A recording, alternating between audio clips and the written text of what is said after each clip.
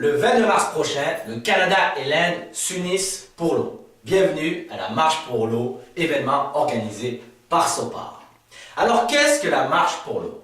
La Marche pour l'eau se veut avant tout un événement international permettant aux Canadiens et aux Indiens en Inde de faire front commun contre le manque d'eau.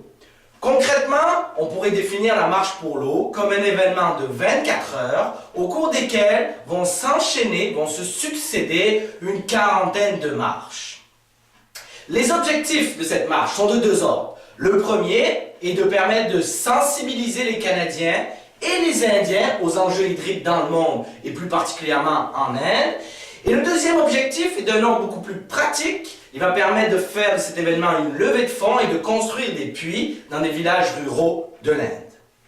Le déroulement de la journée. Comment votre marche va s'insérer dans cette journée? Chronologiquement, ce seront d'abord les Indiens qui vont marcher, avec 11 heures d'avance sur le Canada. Les communautés indiennes, les écoles indiennes vont commencer à marcher.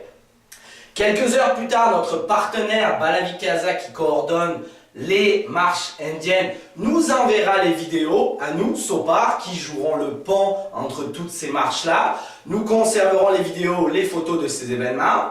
Quelques heures plus tard, ce seront les écoles de l'Est du Canada qui seront les premières à marcher. S'en suivront les écoles du centre, Québec, Ontario. Et pour clôturer cette journée, pour clôturer l'événement, ce seront les écoles de l'Ouest du Canada qui finiront la journée. Nous, SOPAR, nous collecterons, nous amasserons les informations de toutes les marches. Et en fin de journée, heure de l'Est, SOPAR organisera bien évidemment sa propre marche. Une marche qui devrait avoir lieu vers les 4-5 heures, heure de l'Est, et qui se soldera, qui se finira par une conférence de presse. Lors de la conférence de presse, nous allons essayer de démontrer l'ampleur internationale de l'événement, mais aussi l'ampleur nationale sur l'ensemble du Canada aux médias présents lors de la conférence. Donc voici un peu la structure, la vision d'ensemble de notre événement. Parlant de la conférence de presse, j'aimerais souligner un point par rapport à ça. Voulant vous inviter à participer à la conférence de presse, nous aimerions avoir une vidéo de votre école. C'est-à-dire, nous aimerions que pendant la marche, vous rassembliez 3, 4, une dizaine de personnes, peut-être, pas plus, qui ont participé à l'événement, qui ont été impliquées d'une façon proche à l'événement, et vous leur demandez de dire 3 choses. Premièrement, le nom de votre école. Deuxièmement, l'adresse, c'est-à-dire la ville, la province et le pays. Et troisièmement, le slogan qui est « Canada-Inde unis pour l'eau ».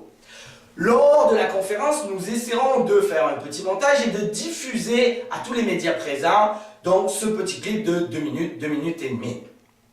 Donc voici un peu toute la structure, tout ce qui va se passer le jour du 22.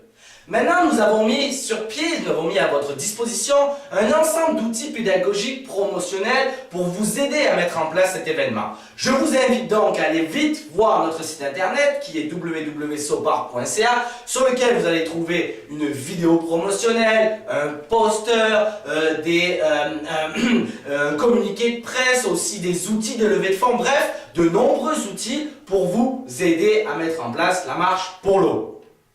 Sur ce, je vous invite à courir vous inscrire, que dis-je, à marcher vous inscrire et je vous remercie infiniment pour votre écoute. Passez une excellente journée et à bientôt.